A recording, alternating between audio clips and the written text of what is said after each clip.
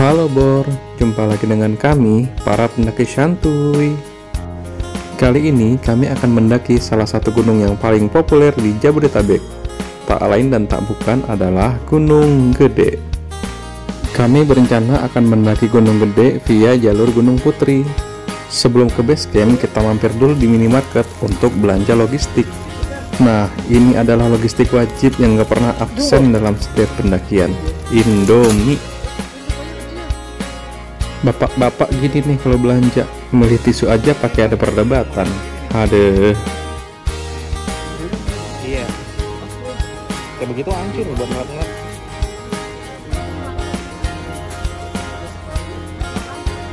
Ya udah, ini pikirin dulu ada juga.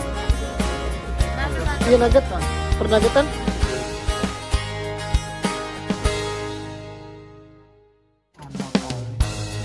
Oke, lupakan perdebatan di minimarket tadi ya, karena kita sudah sampai di base camp Gunung Gede via Gunung Putri.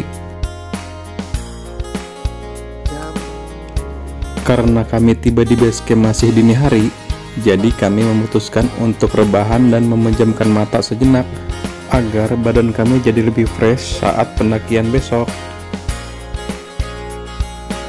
Nah, ini area parkir base camp Gunung Gede via Gunung Putri, Bor.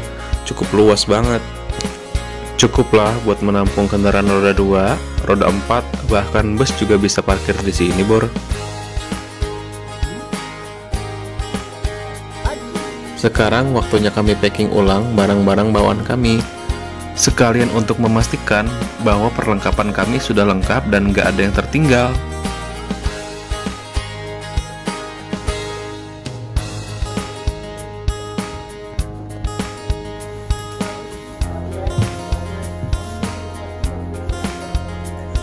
Setelah kami yakin semuanya sudah lengkap dan sudah siap, sekarang saatnya kami memulai untuk pendakian.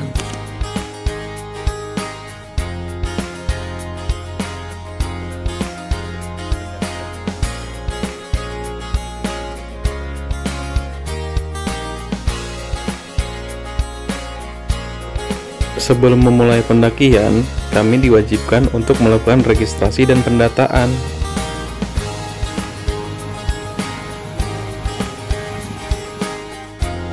Jalur pendakian Gunung Gede via Gunung Putri diawali dengan pemukiman warga dan ladang persawahan.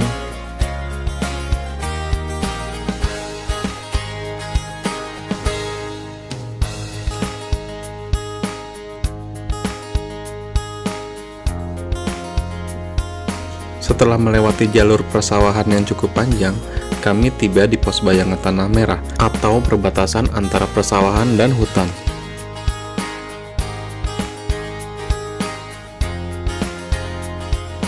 Di sini kami sempatkan mampir dulu untuk jajan tampan. Hahaha.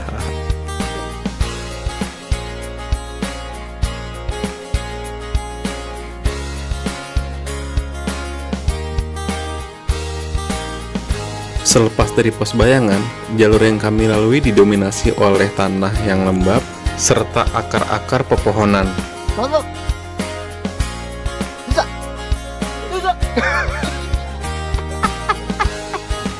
Setelah menempuh perjalanan kurang lebih 1,5 jam dari base camp, akhirnya kami tiba di pos 1.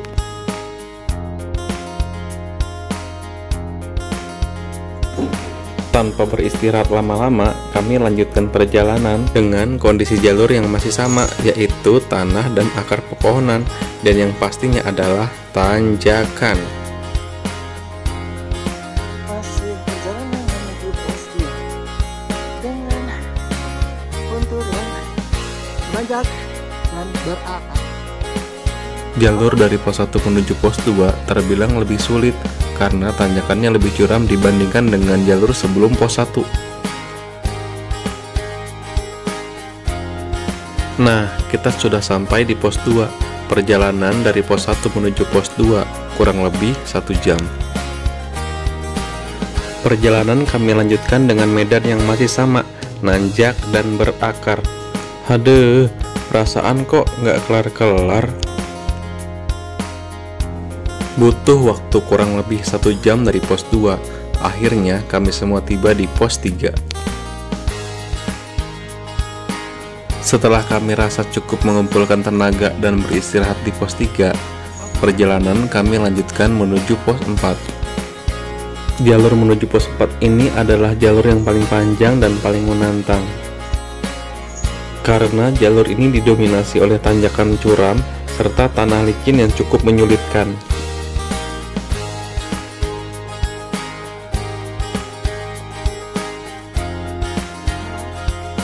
Sebelum tiba di pos 4, terdapat pos bayangan yang biasa digunakan para pendaki untuk beristirahat. Kami beristirahat cukup lama di sini karena jalurnya benar-benar berat, bahkan lebih berat dari rindunya Dilan ke Milea. Ah hai, iya.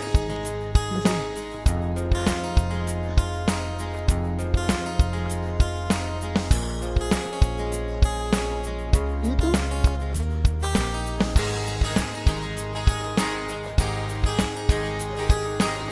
Perjalanan yang kami tempuh dari pos 3 menuju pos 4 adalah 2,5 jam.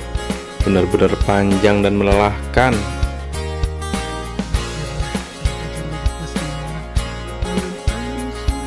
Nah, kalau jalurnya sudah landai begini, artinya kita sudah dekat dengan pos 5 atau alun-alun Surya Kencana.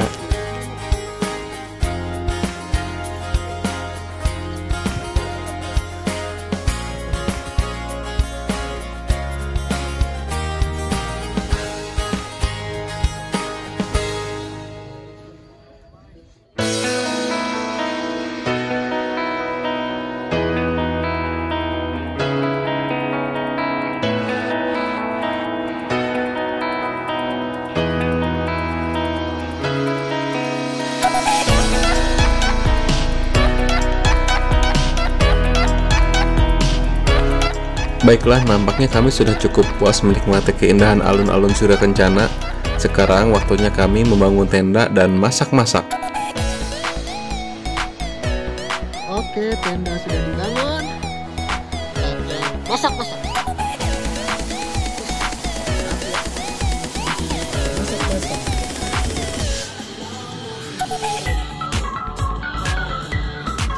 Nah, ini adalah menu masakan andalan para chef gunung, yaitu Indomie.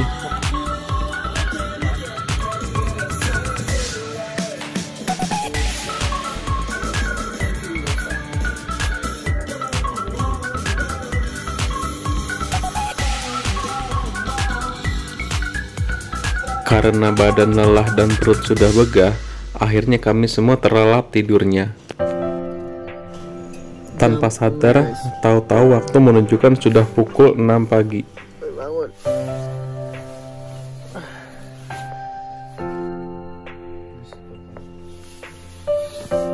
Inilah dia para tersangka. Seberesnya sarapan, kami bertiga melanjutkan perjalanan menuju puncak Gunung Gede. Sedangkan kedua kawan kami yang lainnya memilih untuk stay dan menunggu di tenda. Jalur menuju puncak Gunung Gede berada di sisi bagian barat alun-alun Surya Kencana. Sedangkan kami mendirikan tenda di bagian timur alun-alun Surya Kencana. Sehingga kami harus berjalan di tengah alun-alun dan melewati puluhan bahkan ratusan tenda-tenda pendaki lain.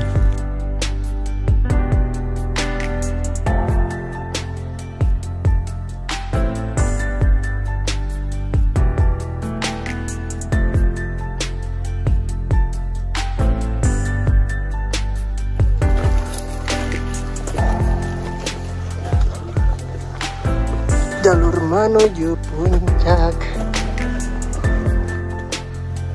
Jalur menuju puncak didominasi oleh bebatuan kecil serta hutan dengan vegetasi yang lebih tipis dibandingkan dengan vegetasi hutan yang terdapat pada jalur dari pos 1 hingga pos 4.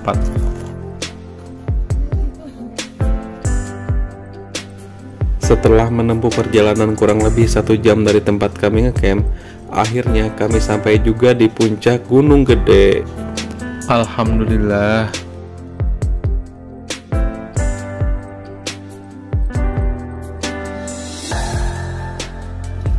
Ayo Bor, kita nikmati keindahan puncak Gunung Gede serta pemandangan Gunung Pangrango yang begitu gagah dan menawan.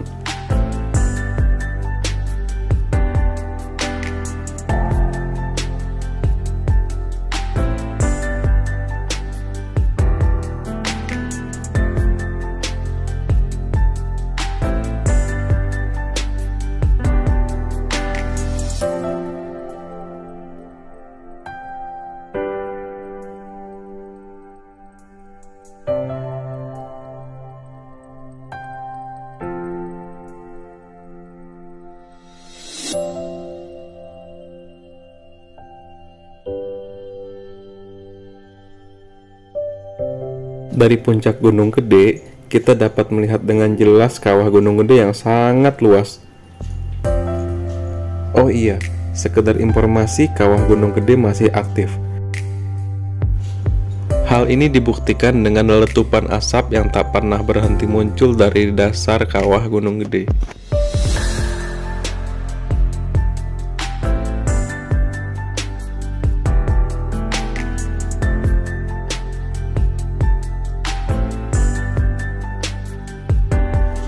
Tak begitu lama kami bercengkrama dengan puncak Gunung Gede karena kami harus melanjutkan perjalanan untuk turun dan kemudian pulang ke rumah kami. Banyak yang bertanya kenapa kami harus kembali ke gunung lagi dan lagi. Entahlah, belum ada jawaban yang pasti. Mungkin karena hobi, atau mungkin juga karena candu, atau mungkin kami kembali lagi dan lagi ke gunung karena cinta.